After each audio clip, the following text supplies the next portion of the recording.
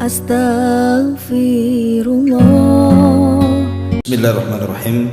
Assalamualaikum warahmatullahi wabarakatuh. Bihamdillahi wassalatu wassalamu ala rasulillah wa ala alihi wa sahbihi wa mawalah wa la hawla wa la quwata illa billahi wa ba'du. Salawat dan juga salam tak lupa kita hadiahkan kepada Rasul kita Nabi besar Muhammad sallallahu alaihi wa ala alihi wasallam. Ma'asyiral muslimin wal muslimat rahimani wa rahimakumullah. Ketika Allah Subhanahu wa taala menciptakan Adam alaihi salatu wassalam, yang sebelumnya Allah Subhanahu wa taala sudah menciptakan malaikat dan juga jin. Itulah makhluk-makhluk yang berakal yang Allah ciptakan. Baru saja Allah Subhanahu wa taala selesai membentuk Adam dari berbagai macam sifat tanah dan juga warna tanah. Tiba-tiba kemudian iblis mendatangi patung Adam yang belum ditiupkan ruh, sebagaimana dijelaskan dalam riwayat Muslim. Jadi iblis kemudian memutar-mutar di badan Adam itu, terkadang masuk dari lubang hidung, keluar dari lubang telinga, dan begitu seterusnya.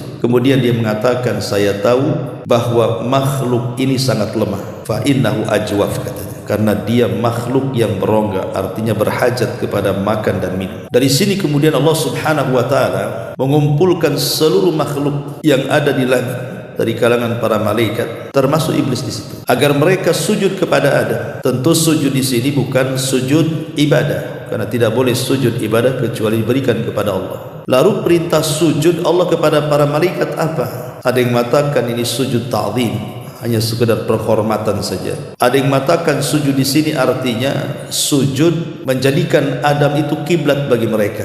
Seperti kita ini sujud menuju Ka'bah, artinya Ka'bah itu kiblat bagi kita. Ada juga yang mengatakan bahwa sujudnya malaikat bukan kepada jasadnya Adam, tetapi kepada ruh yang dimasukkan ke dalam Adam. Karena Allah Subhanahu wa taala mengatakan, fa idza sawaituhu wa nafakhtu fihi min ruhi faqa'u lahu sajidin. Apabila aku sempurnakan Adam ini, semata-mata ruhku masukkan ke dalam jasadnya, maka sujudlah kalian. Dari ayat ini dipahami bahwa para malaikat itu bukan sujud kepada jasadnya Adam, tapi kepada ruhnya. Dan ini menunjukkan bahwa ruh lebih mulia dibandingkan jasad. Tetapi kemudian apa yang terjadi? Semua para malaikat sujud, karena mereka makhluk yang tidak pernah bermaksiat. Wa yaf'aluna ma yu'marun, kecuali iblis. Iblis enggan sujud. Ketika iblis enggan sujud, itulah Allah Subhanahu wa taala firmankan, aba wastakbara wa kana minal kafirin. Dia enggan karena kesombongannya dan dia makhluk yang kafir. Tentu ada alasan kenapa iblis tak mau sujud. Iblis beralasan, ana khairum minhu khalaqtani min nar wa khalaqtahu min tin. Karena aku lebih baik daripada Adam. Kau ciptakan Adam dari tanah, sementara kau ciptakan aku dari api. Mirip mana tanah dengan api itu dengan cahaya? Ya mirip, apilah dengan cahaya dibandingkan tanah. Seolah-olah berarti aku lebih dekat dengan malaikat dibandingkan Adam dengan malaikat. Lah ucapan iblis yang mengatakan saya lebih baik dibandingkan Adam ini tidak lain dan bukan terucap karena hasad. Dari sini Imam Ibnu Katsir rahimahullahu taala menyebutkan dalam tafsirnya, dia mengatakan inilah penyakit yang pertama kali Allah dimaksiati di langit. Inilah penyakit, maksudnya hasad, di mana Allah pertama kali dimaksiati oleh makhluknya di langit. Itulah penyakit hasad. Hasadnya iblis kepada Adam alaihissalam.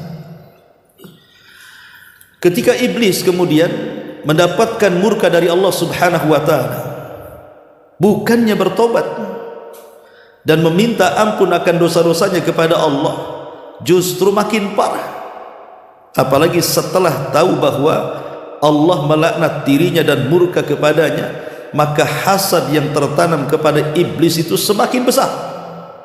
Sampai-sampai dia berjanji kepada Allah, untuk menyesatkan bukan hanya Adam tapi seluruh anak turunannya, sehingga dia mengatakan fabima aghwaytani la aqudannahum siratakal mustaqim, karena engkau sudah menyesatkan aku. Lihat buruknya Adam iblis, seolah-olah Allah yang menyesatkan dirinya padahal dia sesat sendiri.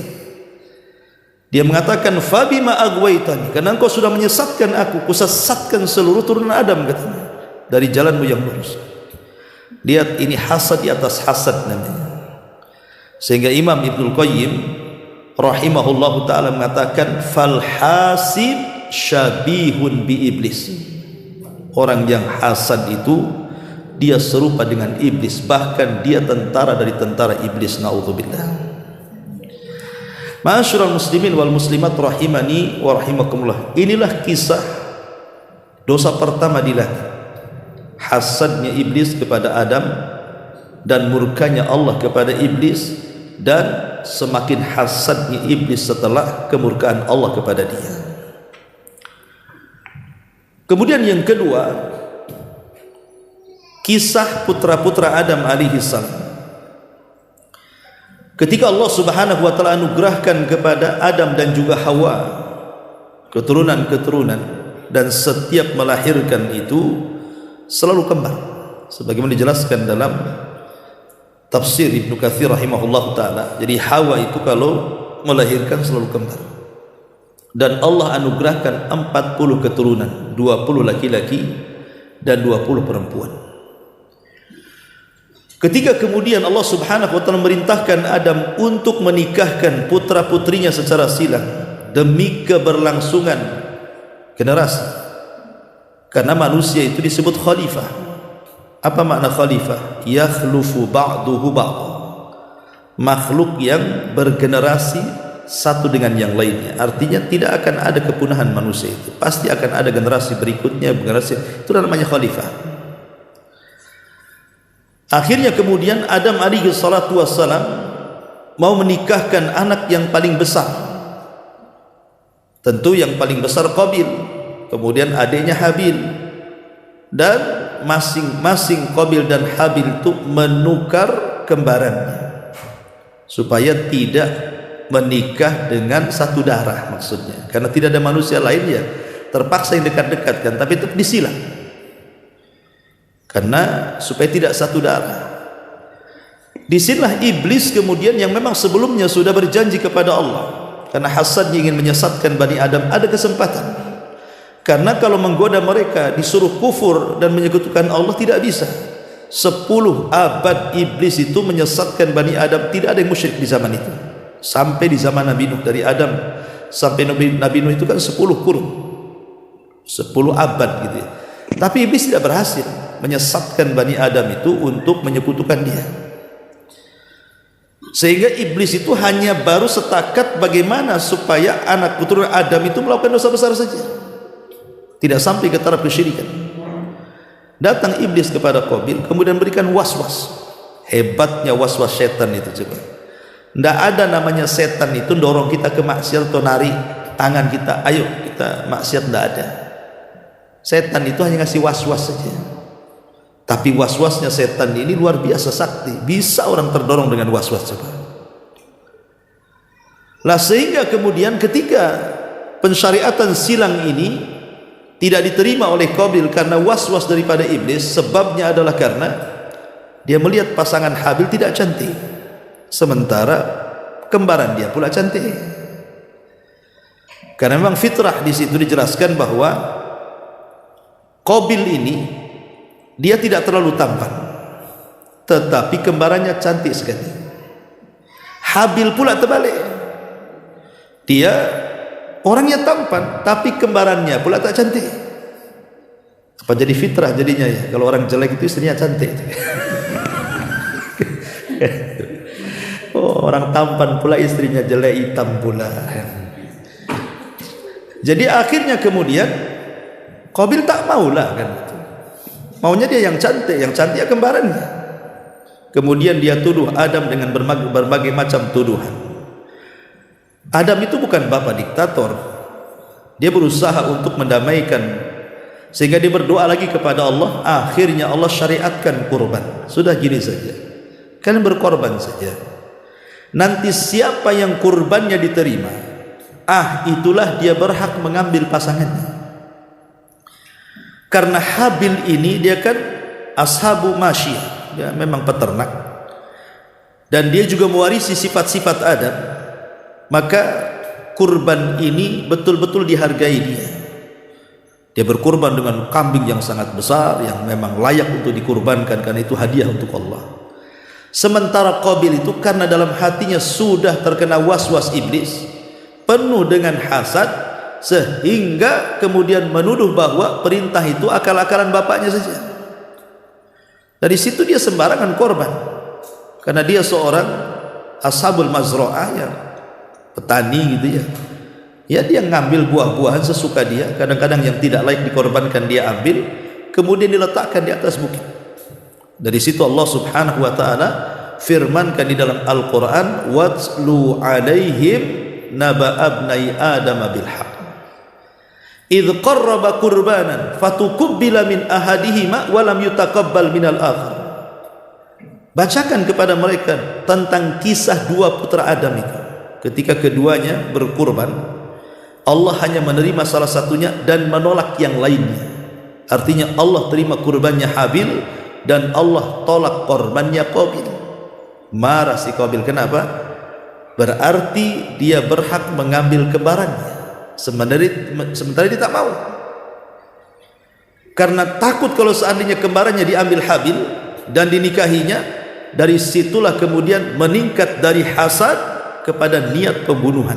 Bahayanya hasad ya. Awalnya hasad, tapi naik dari penyakit hasad kepada niat pembunuhan. Bahkan terang-terangan dia mengatakan kepada Habil, la aqtulanna, saya akan bunuh kamu. Tetapi Habil mengingatkan kepada abangnya, innama yataqabbalullahu minal muttaqin, bahwa kenapa Allah Subhanahu wa taala menerima korban diriku, karena korban itu tidak mungkin diterima kecuali dari ketakwaan. Kemudian Habil mengatakan, la in basatta yadaka litaqtulani ma ana bibasiti yadiya ilaika liaqtulaka. Itu baiknya Habil. Walaupun kau mengancam aku untuk membunuhku, silahkan saja, tapi aku tidak mungkin membunuh, karena aku ingin kumpulkan dosaku dan dosamu supaya kamu masuk jahanam, katanya. Artinya dari sini lihat bahwa rupanya hasad itu bukan dosa pertama saja di langit, tetapi juga dosa pertama di bumi. Hasad itu dia dosa pertama di langit, dosa pertama pula di bumi, bahkan dengan berakhir dengan pembunuhan. Qabil membunuh Habil. Ma'asyiral muslimin wal muslimat rahimani wa rahimakumullah.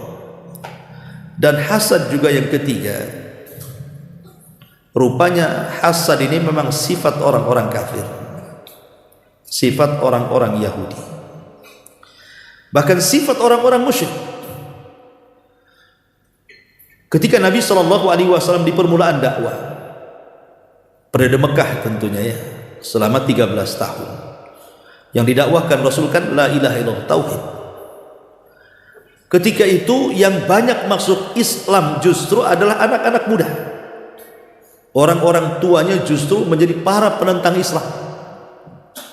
Jadi Islam itu lebih banyak diterima oleh kaum muda di zaman awal-awal Islam itu. Tapi tokoh-tokohnya, orang-orang tuanya justru menolak Islam, seperti Abu Jahal, Al-Walid, Umayyah, dan yang lainnya. Itu para pembesar-pembesar Quraisy itu mereka menolak Islam. Bukan menolak secara hati, tidak, tapi menolak secara lisan. Hatinya yakin bahwa Islam itu agama benar, cuman karena hasad itulah lisannya berbalik dari hatinya. Contoh umpamanya, ada obrolan yang menarik antara Abu Jahal, Amr ibn Hisham, dengan Akhnas ibn Qais. Jadi Akhnas ibn Qais ini satu hari sama-sama pembesar Quraisy, Akhnas dengan Abu Jahal atau Amr ibn Hisham ini. Jadi satu hari Akhnas ini bicara dengan Abu Jahal empat mata dan mengatakan, ya Abu Jahal, macam mana pendapatmu tentang Muhammad itu? Apa kata Abu Jahal? Ma jarrabna alaihi kadhiba, katanya.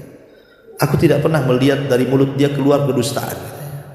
Artinya Abu Jahal itu tahu bahwa Rasul itu sejak kecil, remaja, dewasa tidak pernah berdusta. Dikenal Shadiqul Amin. Itu pengakuan Abu Jahal di hadapan Akhnas. Jadi Akhnas ini ngomong sama Abu Jahal, ya Abu Jahal, kalau engkau memang meyakini bahwa Muhammad itu benar dan tidak pernah berdusta, kenapa kau tidak jadi pengikutnya? Kompor tuh Akhnas ini. Kenapa kau tidak jadi pengikut dia? Apa kata Abu Jahal? Begini loh Akhnas, kamu harus tahu ya, isu perpolitikan ini gitu. Kami Bani Mahzum, kabilahnya Abu Jahal, Bani Mahzum namanya, dengan kabilahnya Muhammad Bani Hashim itu selalu bersaing dalam kancah perpolitikan Quraisy itu. Kadang-kadang Quraisy itu dipimpin oleh Bani Hashim, terkadang dipimpin oleh Bani Mahzum, dan itu seperti itu ya, dari zaman dulu sampai eranya Abu Jahal. Sebelum Abu Jahal kan yang memimpin Arab siapa? Bani Hashim, Abdul Muthalib. Setelah meninggal Abdul Muthalib, rupanya beralih, bukan dari Bani Hashim yang memimpin siapa? Abu Jahal dari Bani Mahzum ya. Jadi Abu Jahal mengatakan, kami dengan Bani Hashim ini bersaing dalam perpolitikan orang-orang Quraisy ini. Kami sama levelnya di hadapan orang-orang Quraisy itu. Kalau mereka kemudian melakukan aktivitas seperti memberi makan jemaah haji dan begitu seterusnya, kami pun sama. Artinya apa yang mereka buat kami buat, supaya kami tidak jatuh di mata orang Quraisy, dan kami selevel. Tiba-tiba orang-orang Bani Hashim mengatakan, lana nabi walastum nabi, katanya. Kami punya nabi, kau tak punya nabi. Apa jawaban kami Bani Mahzum? Kalau kami iyahkan, berarti derajat Bani Hashim lebih tinggi dibandingkan derajat Bani Mahzum ya. Makanya kata Abu Jahal di hadapan Akhnas, sejak itu aku tidak mungkin mengimani dia seorang nabi. Lihat bagaimana penolakan hidayah Abu Jahal itu bukan karena dia tidak tahu itu benar, tahu itu benar, cuman karena hasad, takut tersaingi kabilahnya kan. Lihat bagaimana bahaya hasad itu bisa menghalangi hidayah. Hidayah terhalangi. Akhirnya Abu Jahal pun tak mau masuk Islam. Nah ini contoh bagaimana hasadnya orang-orang musyrik sehingga hidayah terhalang karena hasad. Kemudian contoh yang terakhir, baru kita jelaskan tentang ciri-ciri hasad itu seperti apa. Ketika Nabi SAW hijrah dari Mekah ke Madinah, kenapa orang-orang Madinah itu mereka tinggal di Madinah? Kok mereka mayoritas pula di Madinah di zaman sebelum hijrahnya Nabi? Karena setelah peperangan Romawi dan Persia, kemudian Romawi kalah, walaupun kemudian Persia menang lagi kan itu. Sempat orang-orang Yahudi itu kan dengan kekalahan Romawi mereka pergi meminta suaka ke daerah-daerah yang berdekatan dengan mereka.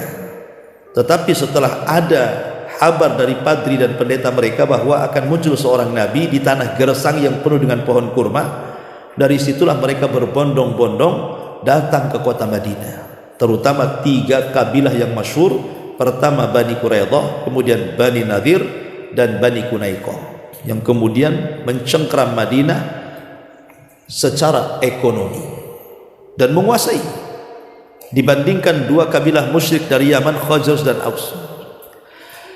Jadi alasan mereka itu, kenapa mereka tinggal di negeri yang kering kelontang coba?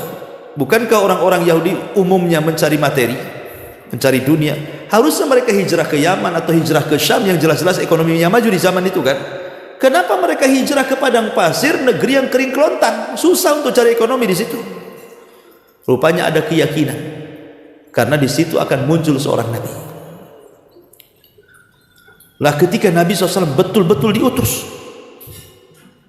diutus, dan ketika orang-orang Yahudi itu menyaksikan ada keanehan di langit, munculnya bintang Ahmad, dan bintang Ahmad itu salah satu tanda dari tanda-tanda kelahiran seorang nabi, dan itu diketahui orang Yahudi saja. Jadi ketika malam ada bintang Ahmad di langit, maka para padri keluar kemudian mencari tahu ada enggak wanita Yahudi yang melahirkan di malam itu. Rupanya setelah ditanya sana tanya sini, 3 kabilah mengatakan tidak ada satupun wanita yang melahirkan dari wanita-wanita Yahudi Madinah di malam munculnya bintang itu. Mereka kecewa ketika mereka mendengar bahwa di malam bintang itu muncul dari arah Mekah ada orang yang lahir dan melahirkan. Dialah Aminah melahirkan Nabi persis ketika bintang Ahmad muncul. Jadi orang-orang Yahudi itu ketika mendengar bahwa di Mekah ada bayi yang lahir di saat ciri-ciri seorang Nabi itu muncul, mereka menangis. Kemudian mereka berteriak-teriak dan mengatakan, laqad dhahabat nubuwatu Bani Israel wantaqalat nubuwatuhu ala Bani Ismail. Mereka mengatakan, sungguh telah hilang kenabian dari Bani Ismail dan dari Bani Israel dan telah berpindah kepada Bani Ismail.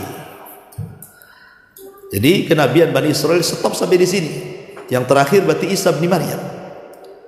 Tidak ada lagi nabi-nabi Bani Israel setelah Isa bin Maryam, karena sudah berpindah kenabian dari Bani Israel kepada orang-orang Arab atau dikenal dengan Bani Ismail, turunannya Ismail alaihi salatu wassalam. Lahirlah Nabi kita. Lah sejak itulah mereka hasad. Kenapa tidak dari kami saja bangsa Bani Israel? Kenapa pula Bani Ismail? Padahal mereka adalah musuh kami kan itu. Kok terlahir dari musuhnya pula yang hari-hari perang?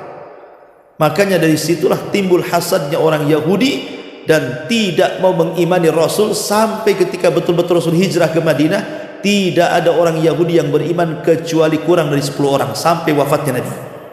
Beda dengan orang Nasrani, ribuan orang masuk Islam. Tapi orang Yahudi itu bisa dihitung dengan jari. Tokohnya pun yang masuk Islam cuma satu, Abdullah ibn Salam saja. Ya, lebihnya anggota-anggotanya tak banyak. Ya. Nah, ini diantara sejarah tentang adanya hasadnya. Kita masuk ya, karena juga waktu. Kita masuk kepada ciri-cirinya. Ingat, di sini ada ciri-ciri yang dikatakan para ulama kalau ada pada diri kita, berarti kita ada hasad di dalamnya. Apa itu? Yang pertama, alamat annakal hasid, alamat bahwa engkau ini sedang hasad. Dan perlu diketahui ya, sebelum saya sebutkan alamat ini, setiap manusia, saya, antum, ibu-ibu atau siapapun, di dalam hati kita ini punya hasad. Tidak ada manusia yang tidak punya hasad. Semua manusia punya hasad. Tidak orang awam, tidak ada orang alim, tidak ahli maksiat, tidak ahli ibadah, semua terkena hasad. Dalam tubuh setiap manusia itu ada hasad. Tetapi orang baik dia akan menyembunyikan hasadnya, tapi orang jahat dia akan menampakkannya. Itulah yang kita disuruh berlindung kepada hasad, seperti kita berlindung kepada syaitan ketika hasad itu ditampakkan. Qul a'udzu birabbil falaq min syarri ma khalaq wa min syarri ghasiqin idza waqab wa min syarri nafatsati fil 'uqad wa min syarri hasidin idza hasad. Dan kita berlindung dari keburukan orang hasad ketika dia menampakkan hasadnya. Artinya hasad itu tidak akan memadaratkan kalau kita sembunyikan. Karena Al-Karim yukhfi, orang yang baik pasti akan menyembunyikan. Tetapi wasayyi yubdi, orang yang buruk pasti akan menampakkan hasad itu. Di antara alamat hasad itu yang pertama, al-haznu bi farakhil akhar. Al-haznu bi farakhil ukhra. Jadi orang yang hazan itu artinya sedih. Karena bi farakhil akharin, karena senangnya orang lain. Jadi kalau orang lain itu diberikan nikmat oleh Allah, mungkin dia bisa beli rumah, mungkin dia bisa beli kendaraan, mungkin dia bisa menyelesaikan sekolahnya, mungkin dia bisa beli kebun, beli perhiasan, beli tas, beli pakaian, macam-macam lah dari kehidupan dunia ini. Tiba-tiba kita pula yang sedih. Kenapalah tetangga itu bisa bangun rumah katanya. Emang urusan rumah tetangga dengan kita apa kan? Apa dia pinjam uang kita tak bayar? Kan enggak juga. Ya. Ada orang-orang yang sedih, kenapa dia bisa aku tidak? Kenapa dia bisa beli mobil, aku tidak? Sedih. Nah, ini kalau ada perasaan sedih melihat kesenangan orang, hati-hati. Itu ada hasad yang sedang ditampakkan. Ya, jangan sedih kalau ada kawannya kemudian mendapatkan dunia. Justru harusnya kita mendoakan berkah. Allahumma barik lahu fi rizkihi. Ya Allah, berkahi dia dengan rizkinya, tapi berikan juga rizki kepadaku ya Allah jauh lebih baik daripada rizki dia. Harusnya begitu. Ya. Jadi ini yang pertama ya, singkat-singkat saja. Yang kedua, al-ghiratu wa intiqamu 'alal akharin. Cemburu berat. Kemudian ada keinginan untuk balas dendam. Ya, awas saja dia bangun rumah itu dari mana dia dapat duit itu. Nanti saya cari-cari informasi gitu. Jangan-jangan ada tuyul di rumahnya tuh, umpamanya. Nah, dia mulai ngorek-ngorek tuh. Tanya tetangganya, si Anu bisa beli mobil, emang duit dari mana ya dia? Nah, mulai dia, ya, nyari-nyari itu. Lah ini kalau sudah seperti ini, itu berarti kita ini orang hasad. Nggak ada urusan.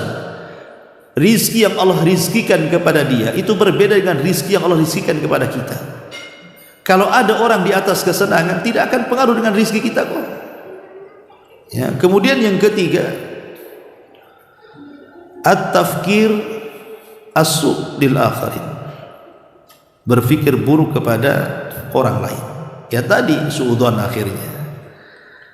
Kok bisa tukang ojek, kok bisa mobil motornya kok bisa yang bagus gitu kan? Berapa emang dia perharinya? Mulai deh. Ya. Kok bisa itu loh bahasanya. Nah itu suudzon itu mulai itu dia. Itu juga alamat hasad tuh. Kalau sudah berpikir dengan pikiran yang tidak baik, buruk gitu ya, mencurigai orang karena kenikmatan yang Allah anugerahkan kepada dia, fa'lam annaka hasad. Ketahuilah kita sedang hasad. Ya.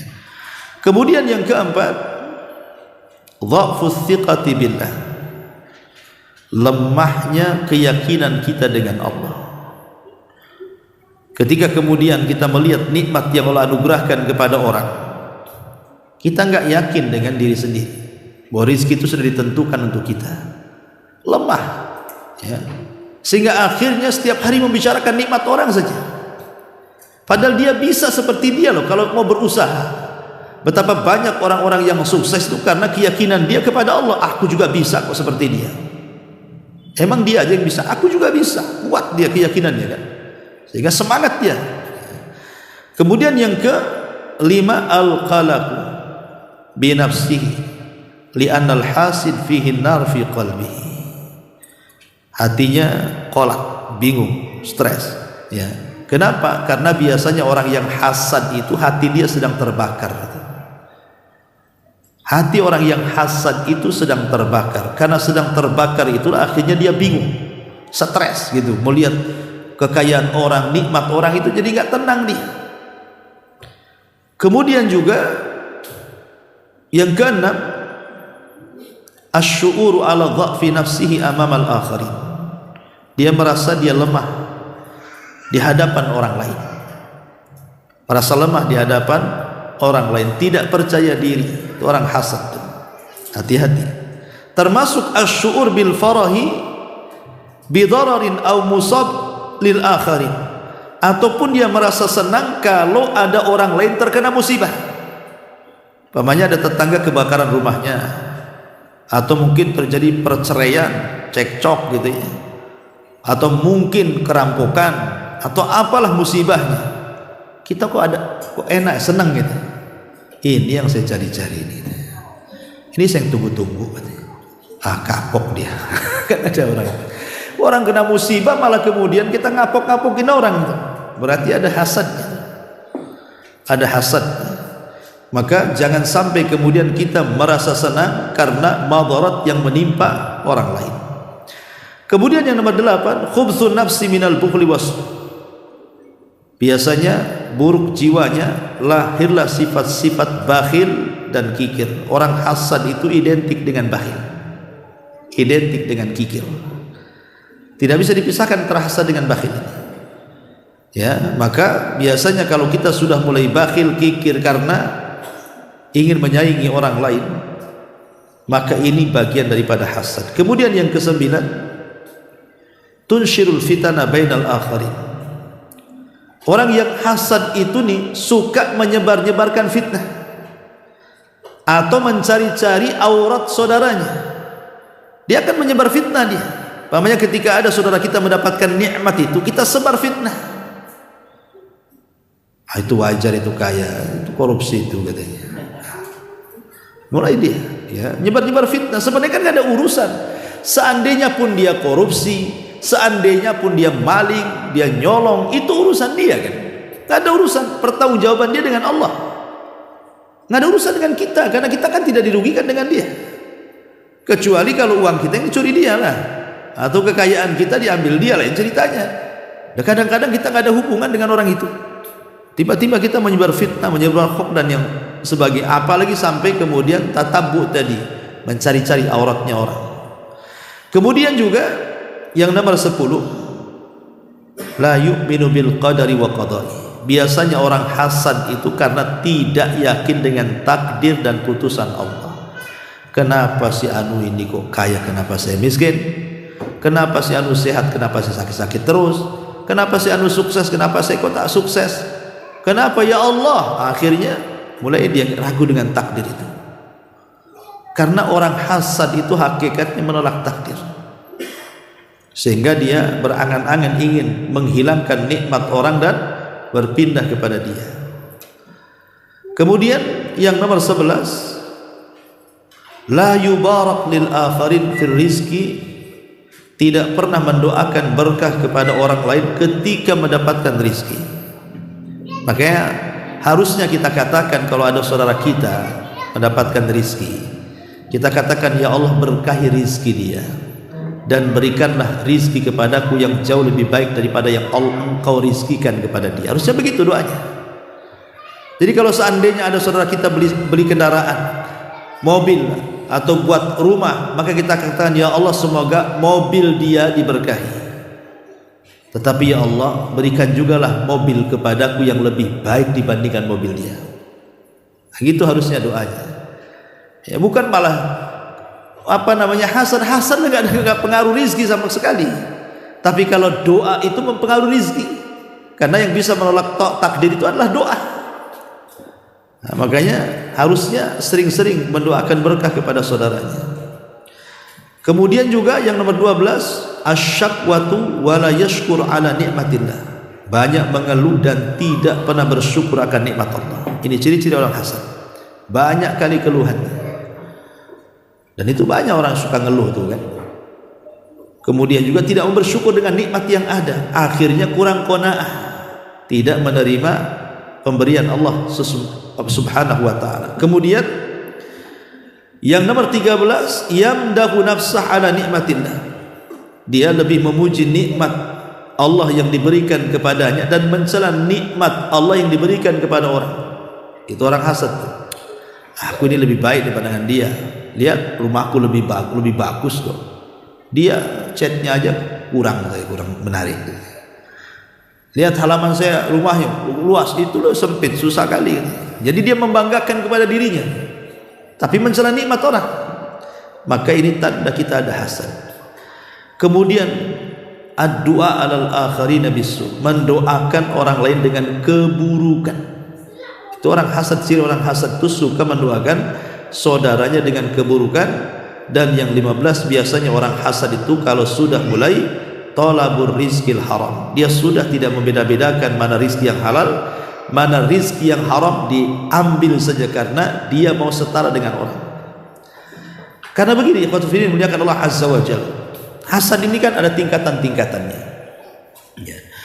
Tentu tingkatan yang paling tinggi adalah seseorang itu berkeinginan nikmat yang ada pada orang lain itu hilang sama sekali, walaupun tidak berpindah kepada dia.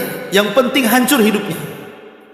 Orang kalau berangan-angan supaya orang lain hancur hidupnya, kenikmatannya hilang, walaupun tidak ada keinginan berpindah kepada dia, nggak apa-apa, yang penting hancur saja. Ini tingkatan hasad paling tinggi. Kalau kita dalam hati ini mengatakan, kapan lah orang itu bangkrut gitu ya, kok usahanya kok lancar jaya saja, kok bentang-bentang tikar, saya kok tikar aja pernah dibentang-bentang. Jadi ada orang yang kemudian dia ingin pokoknya usaha orang mati, ya, rumah tangganya hancur, kena musibah, pokoknya pengen sekali kalau orang lain itu terkena itu semua. Memang dia tidak ada keinginan supaya pindah kepada dia, tidak masalah nggak pindah pun, tapi yang penting hancur ya Allah katanya. Ini hasad yang paling tinggi. Yang kedua, berkeinginan supaya nikmat orang lain itu hancur dan berpindah kepada dia. Berpindah kepada dia. Seperti mamanya kan banyak terjadi di perusahaan-perusahaan atau di instansi-instansi pemerintah yang sikat-sikut sana sini supaya jabatannya diturunkan, dia pula yang menjabat di situ. Kan banyak yang seperti itu. Ya, ini hasad. Ya. Kemudian juga yang ketiga, dia tidak punya maksud pada nikmat orang lain, tetapi ya ingin orang lain tetap dalam keadaan seperti itu supaya selevel dengan dia. Ya. Dia tidak mau orang itu hancur nikmatnya, enggak apa-apa enggak hancur, tapi jangan sampai naik di atas saya katanya. Jadi kalau dia naik di atas saya berarti nanti saya kalah saing katanya. Enggak apa-apa, yang penting selevel aja katanya. Ini juga hasad. Ya, memang dia tidak bermaksud untuk menghancurkan nikmat orang, tetapi maunya nikmat orang itu setara dengan dia atau di bawahnya. Kalau naik sedikit saja dia kalah nantinya. Ini juga bagian daripada hasad. Ini level yang paling rendah. Tetapi juga ada di sana ada orang yang menginginkan sama dengan kenikmatan yang Allah anugerahkan kepada orang lain, tetapi dia tidak hendak menghancurkannya, hanya ingin seperti dia dalam kebaikan. Ini bukan hasad, ulama menyebutnya dengan ghibtah namanya. Jadi kalau ada tetangga kaya bisa haji, dia pengen juga seperti tetangganya supaya bisa haji juga. Nah gitu namanya ghibtah. Ghibtah ini hasad baik, artinya akan mendapatkan pahala seperti pahala yang dighibtahinya. Jadi kalau kita ingin dapat pahala haji, maka ghibtah saja. Kok ada tetangga haji, kita katakan ya Allah, kalau aku kaya kayak dia, aku pun bisa haji, maka kita dapat pahala haji itu walaupun tanpa haji. Itulah ghibtah artinya. Ya. Ma'asyiral muslimin wal muslimat rahimani wa rahimakumullah. Inilah diantara bahaya hasad ini. Taib ma'asyiral muslimat yang dimuliakan Allah Azza wa Jalla, kita rinci sedikit tentang apa yang sudah kita bahas dari 15 poin ini. Ya. Pertama, tadi dijelaskan bahwa hasad itu, salah satu alamat hasad adalah al-haznu bi farakhil akhari. Dia merasa sedih dengan kesenangan orang lain. Disebutkan dalam sebuah hadis, yang hadis ini dikeluarkan oleh Bukhari Muslim. Nabi SAW mengatakan, dikeluarkan oleh Imam Hakim dalam Mustadraknya menurut syarat sahihaini dengan lafaz innallaha qasama bainakum akhlaqakum kama qasama bainakum arzaqakum wa innallaha yu'ti dunya man yuhibbu wa ma la yuhibbu wa la yu'til iman illa man yuhibbu. Kata Nabi SAW, Allah itu sudah membagi-bagi akhlak-akhlak kalian. Maka lihat, manusia itu kan macam-macam akhlaknya kan, ada yang baik, ada yang keras, ada yang santun, ada yang lembut, macam-macam. Allah sudah bagi-bagi akhlak-akhlak orang itu. Sebagaimana Allah membagi akhlak-akhlak orang, Allah pun sudah membagi rizki-rizki manusia. Allah sudah bagi rizki itu, si fulan kaya, si fulan sedang, si fulan miskin.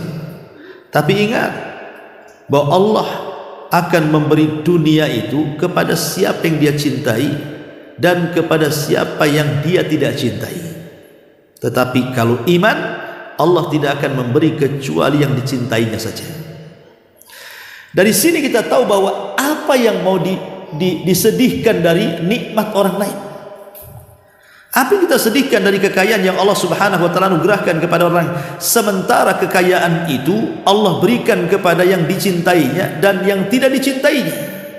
Artinya tidak ada harganya. Kita sedih dengan sesuatu yang tidak ada harganya.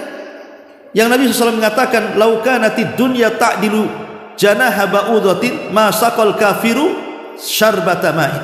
Kalau dunia ini ada sedikit faedahnya, kata Rasul, walaupun seperti sayap nyamuk, tentu orang kafir itu tidak mungkin dikasih minum walaupun satu tetes di bumi ini. Tapi ketika dunia tidak ada harganya, makanya orang kafir minum sesuka mereka. Jadi merasa sedih dengan sesuatu yang tidak ada harganya ini itu apa? Itu maksudnya ya. Ini yang pertama. Kemudian yang kedua, di sini al-ghiratu wa intiqamu 'alal akharin. Cemburu dan berusaha untuk balas dendam kepada orang lain. Allah mengatakan dalam surah Thaha 131, "Wala tamudanna ainaika ila ma matta'na bihi azwajan minhum zahratal hayatid dunya linaftinahum fihi wa rizqu rabbika khairun wa abqa." Dan janganlah kamu tunjukkan kedua matamu kepada apa yang telah kami berikan kepada golongan-golongan dari mereka sebagai bunga kehidupan dunia untuk kami coba mereka dengannya, dan karunia Allah itu jauh lebih baik dan lebih kekal. Ya. Kenapa orang itu kemudian ingin membalas, ingin menghancurkan bisnis orang, ingin menghancurkan usaha orang, ingin menghancurkan karir orang gitu kan? Karena hasadnya kan begitu. Itu karena kita terlampau cinta dengan dunia. Cinta dunia itu akhirnya apa? Timbul hasad di sini. Makanya dia berusaha untuk menghancurkan saingannya. Maka Allah katakan, "Wala tamudanna ainaika ila ma matta'na bihi azwajan minhunna zuhratal hayatid dunya." Dan janganlah kamu tunjukkan kedua matamu kepada apa yang telah kami berikan kenikmatan kepada golongan-golongan itu. Dari sini Rasul membuat satu kaidah supaya kita tidak hasad dan selalu bersyukur dengan nikmat. Jangan pernah melihat ke atas, lihat ke bawah. Kata Rasul kan begitu, "Ungduru ila man huwa asfala minkum wa la tanduru ila man huwa fawqakum fa huwa ajdar alla tajra nikmatallahi alaikum." Lihat ke bawah, jangan lihat ke atas. Kata Syekh Abdurrahman As-Sa'di di dalam kitabnya Bahjatul Abrar, Bahjah Al-Qulubil Abrar, dia mengatakan maksudnya kaidah ini berlaku pada urusan dunia, bukan pada urusan akhirat. Jadi kaidah sabda Rasul lihat ke bawah jangan lihat ke atas itu maksudnya dalam urusan dunia, bukan dalam urusan akhirat. Kalau dalam urusan akhirat harus pandang ke atas, jangan pandang ke bawah. Contoh pamannya, ibu sholat sehari satu kali saja, sholat duhur. Kemudian tetangga sama sekali tak sholat. Ibu katakan, yang masih mending aku sholatlah walaupun duhur aja, katanya. Tetangga tak sholat, katanya. Kalau itu jadi kaedahnya selamanya akan sholat duhur aja, asar gak akan sholat ya, karena masih memandang tetangga yang tidak sholat. Nanti kalau tetangganya mulai sholat maghrib, baru dia tingkatkan sholat isya. Masih mending aku 2 kali sholat, si anu 1, katanya. Jadi kapan meningkatnya? Harusnya kepada urusan agama itu melihat ke atas. Si anu sholat 5 waktu, aku cuma 1 waktu. Cemana aku? Kok cuma 1 waktu? Aku pun bisa lah seperti dia. Itu harusnya melihat ke atas. Kalau urusan akhirat ya. Atau contoh lain pamannya, kita sedekah, pamannya sedekah 100.000, si anu sedekah 10.000. Masih mending aku lah 100, katanya. Si anu 10, katanya.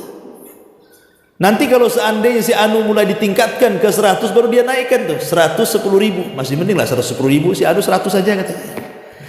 Lah ini nggak bisa seperti itu urusan akhirat, karena tidak akan meningkat. Jadi kaidah hadis ini berlaku dalam urusan dunia. Dalam urusan dunia jangan pernah melihat ke atas, tapi lihat ke bawah supaya lebih bersyukur, gitu maksudnya.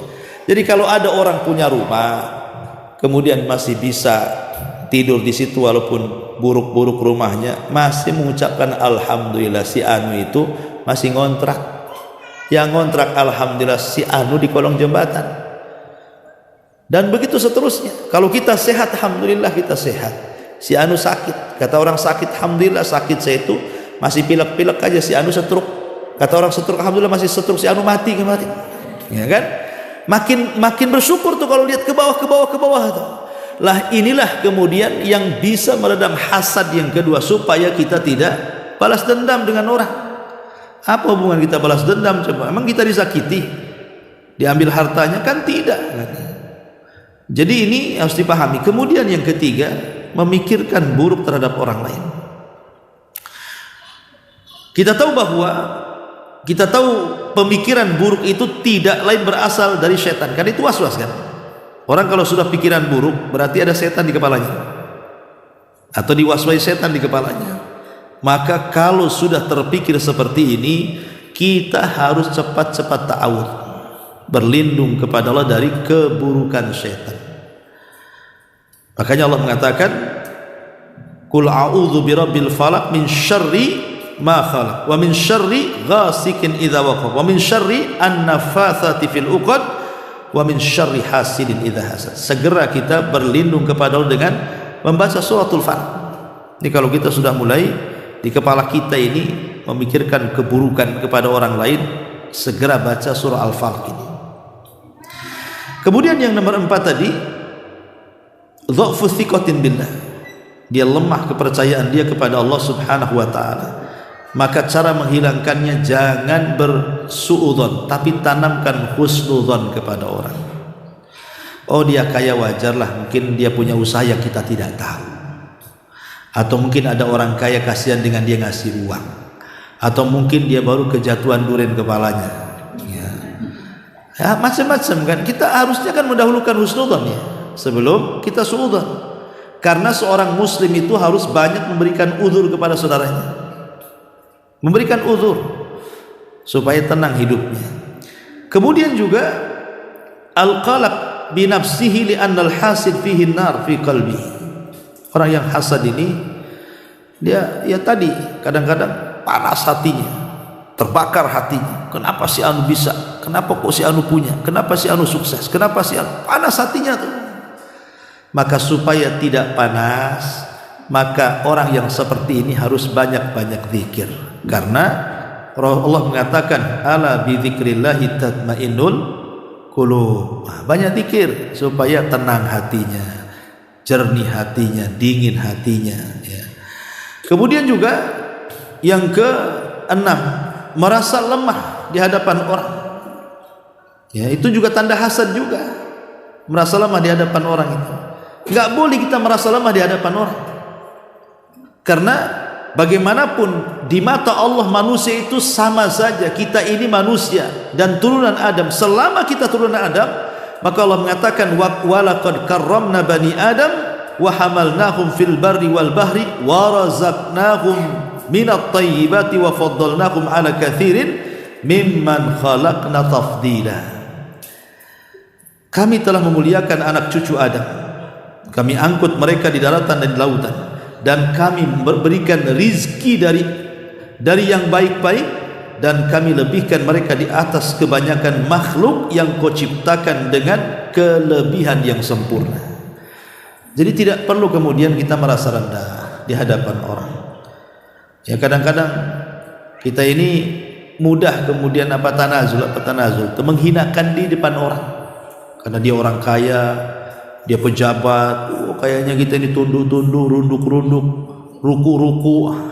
Nggak perlu, dia manusia, kita juga manusia. Itu ciri orang hasad justru ya. Ini yang selanjutnya. Kemudian syu'ur bil farahi bidararin akharin. Dia merasa senang ketika ada musibah yang menimpa orang lain. Musibah yang menimpa orang lain. Disebutkan dalam sebuah hadis, anna rajulan jaa ila Nabi sallallahu alaihi wasallam, ada seorang laki-laki datang kepada Rasul. Kemudian dia mengatakan, ya Rasulullah, ayyun nasi ahabbu ila Allah. Rasul, manusia yang paling dicintai Allah itu siapa? Wa ayyul a'mali ahabbu ila Allah. Amalan yang paling dicintai Allah itu amalan apa? Faqala Rasulullah sallallahu alaihi wasallam, maka Rasul mengatakan, ahabbun nas ilallah anfa'uhum linnas. Manusia yang paling dicintai Allah adalah manusia yang sangat bermanfaat untuk manusia yang lainnya. Wa ahabbul a'mal ilallah sururun tudkhiluhu ala qalbi muslim. Tapi amalan yang paling dicintai Allah adalah amalan memasukkan kebahagiaan kepada hati orang lain. Harusnya kita ini membahagiakan orang lain, bukan kita sedih gara-gara bahagia gara-gara musibah menimpa orang lain. Kan aneh gitu. Perintah agama kita ngasih kelapangan kepada hati, suruh bertakziah pula, itu syariatnya, menyabarkan orang yang kena musibah. Ini enggak, malah senang dalam hatinya. Anda ini bukan seorang muslim kalau gitu. Kenapa? Karena keimanan diuji oleh Allah ketika dia tidak mencintai saudaranya sebagaimana dia mencintai dirinya sendiri. La yu'minu ahadukum, kata Rasul, hatta yuhibba li akhihi ma yuhibbu li nafsihi.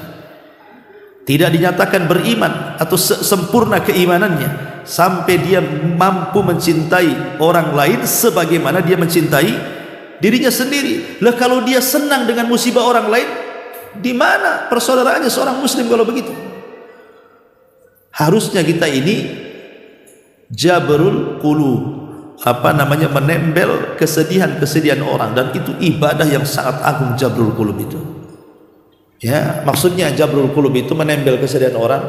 Jadi kalau ada orang lagi stres, kita datangi, kita hibur, ya. Itu amalan yang paling dicintai Allah tuh. Umpamanya ada orang kemalangan, kita datang, kemudian kita nasihati, akhirnya dia tenang. Itu amalan yang paling dicintai Allah, sururun tudkhiluhu ala qalbi muslim. Tapi terkadang kita ini tidak. Ada orang itu, umpamanya saya ini sudah capek dengan kehidupan saya sendiri. Saya harus bermasalah dengan istri, dengan anak, dengan pekerjaan. Artinya pribadi-pribadi kita kan sudah lelah sebenarnya menghadapi kehidupan dengan keluarga saja. Capek bekerja, tiba-tiba antum datang memfitnah saya. Kan itu namanya tidak punya perasaan. Harusnya kalau kita berpikir, gak usahlah, dia aja sudah sibuk, dia sudah stres dengan keluarganya, jangan kita buat sakit lagi dia. Ketika dia stres dengan keluarganya, kita pula datang menyakiti dia. Aduh, ini memang bukan seorang muslim itu. Ya, jadi justru yang ada seorang muslim itu jabrul qulub harusnya. Kasihan dia banyak masalah itu. Ayo kita bantu. Mungkin dia perlu apa? Kita bantu. Harusnya begitu ya. Maka jangan sampai kita senang di atas musibah orang lain. Ya. Termasuk juga, adapun yang ke berapa tadi? Yang ke 8 ya. Khubsun nafsi minal bukhli wasyuhi. Di antara ciri-ciri hasad adalah karena jeleknya jiwa. Tentu karena hasad melahirkan kebakhilan. Hasad itu melahirkan kebakhilan. Dari sini kita harus banyak-banyak berdoa. Doa yang diajarkan Nabi SAW dari Anas bin Malik radhiyallahu an, Allahumma inni a'udzubika minal hammi wal hazan wal ajzi wal kasal wal bukhli wal jubn wa dila'id daini wa ghalabatir rijal. Ya Allah, aku berlindung kepadamu dari ham, kebingungan, wal hazan, dan kesedihan. Apa bedanya bingung dengan sedih? Kalau bingung itu menghadapi perkara yang akan datang, kalau sedih itu memikirkan perkara yang sudah berlalu. Bingung macam mana nasib anaknya, itu namanya bingung. Bingung macam mana nasib pekerjaannya, itu namanya bingung. Bingung macam mana masa depannya. Bingung itu memikirkan sesuatu yang belum terjadi, itu disebut bingung namanya. Tapi kalau sedih, itu memikirkan peristiwa yang sudah berlalu. Sedih, suaminya mati, kepikir, tengok fotonya nangis. Sedih, tengok kebakaran, dulu rumahnya bagus, sekarang rewot, tengok fotonya dulu rumah yang cantik-cantik itu, karena habis kebakar, nangis. Jadi sedih itu memikirkan perkara yang sudah berlalu. Cari barang gak ketemu, sedih. Ya, jadi sedih itu bicara ini. Dan dua-duanya kita berlindung dari bingung dan sedih.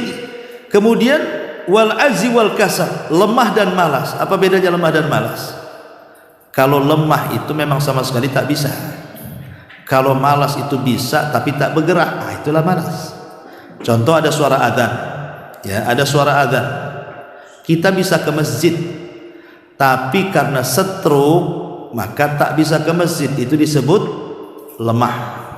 Bisa dia ke masjid, tapi karena terhalang sakitnya jadi tak bisa, itu lemah namanya. Tapi kalau seandainya dia bisa melangkahkan ke masjid, tapi malas, tak mau bergerak, sakit pun tidak, tapi tak mau ke masjid, itu namanya malas. Nah, jadi dua-duanya kita berlindung tuh. Kemudian juga kata Nabi SAW, wal bughli wal jubni, bakhil dan takut. Ya, orang bakhil dan penakut. Ini kalau bakhil jelas kikir gitu ya, kalau penakut ya penakut, ma'ruf. Kemudian wadila idaini wa ghalabatir rijal, ataupun kita berlindung dari terlilit hutang atau terlilit dari kebaikan jasa orang. Saking baiknya dia sama kita, ketika kita disuruh nasihati tak berani. Gak enak saya datang sama dia, dia terlalu baik sama saya. Akhirnya kan terkalahkan dengan kebaikan. Harusnya kita datang dan menasihati, tak jadi menasihati karena sudah banyak dia jasanya sama kita. Jangan sampai kita seperti itu. Ataupun terlilit hutang. Nah, kita dua-duanya pun berlindung, baik hutang jasa atau hutang uang, dua-duanya kita berlindung kepada Allah Azza wa Jalla. Tapi jangan berlindung saja, tetap bayar hutangnya. Ya. Si baca doa ini tak dibayar-bayar hutangnya, cuma tak mau lunas kan itu. Ini yang ke-8. Yang ke-9, ya di sini orang tanda hasad itu suka membuat-buat berita hoax supaya hancur saudaranya kan. Terutama di musim-musim kampanye. Hati-hati tuh tim sukses itu. Itu orang hasad itu, buang-buang fitnah supaya dia tak jadi, biar calon saya jadi kan. Padahal setelah calonnya jadi, dia pun yang tim sukses ini gak dapat apa-apa juga dia. Apa dia dapat jatah dari mana dia dapat coba? Kadang-kadang kita ini orang bawahan aneh gitu, kita bela-bela. Tapi setelah mereka jadi, dilirik pun tidak kita. Nah, tapi kita sudah terbawa hasad orang itu, menyebarkan hoax kemana-mana kan, menjatuhkan lawannya supaya dia naik. Nah, Allah Subhanahu wa taala berfirman dalam surah Nur ayat 19 itu, innal ladzina yuhibbuna an tashi'al fahisha fil ladzina amanu lahum adzabun alim. Sesungguhnya orang-orang yang ingin agar perbuatan yang sangat keji atau berita bohong itu tersiar dari kalangan orang-orang yang beriman, maka lahum adzabun alim fid dunya wal akhirah. Bagi mereka azab yang pedih di dunia dan di akhirat. Ya, dan sangat dilarang dalam Islam itu tatabbu auratal muslim, mencari-cari aurat atau tajassus aurat muslim itu tidak boleh. Ini yang dalil yang ke-9. Yang ke-10, orang yang hasad itu tidak yakin dengan takdir. Dari sini orang yang hasad itu perlu qanaah. Cobalah dia qanaah, redha dengan pemberian. Kalau orang redha dengan pemberian Allah itu pasti tenang hidupnya. Orang kalau redha yang banyak kita katakan alhamdulillah bi nikmatihi tatimmus shalihat, yang sedikit kita katakan alhamdulillah ala kulli halin. Ya, jadi cara bersyukurnya beda. Kalau nikmatnya besar, kita katakan alhamdulillah bi ni'matihi tatimmus shalihat. Tapi kalau nikmatnya tak banyak, alhamdulillah ala kulli halin, gitu bahasanya. Kenapa? Karena dua-duanya juga pujian dari Allah. Dan Allah tetap dipuji, baik kita senang ataupun kita susah, baik kita sehat ataupun kita sakit, tetap Allah itu dipuji oleh kita. Maka ini qanaah ini penting supaya kita ini tidak menolak takdir Allah Subhanahu wa taala. Ya. Baik, sampai di sini. Subhanallah bihamdika, asyhadu an la ilaha illa anta astaghfiruka wa atubu ilaik. Allahu ta'ala. Assalamualaikum warahmatullahi wabarakatuh.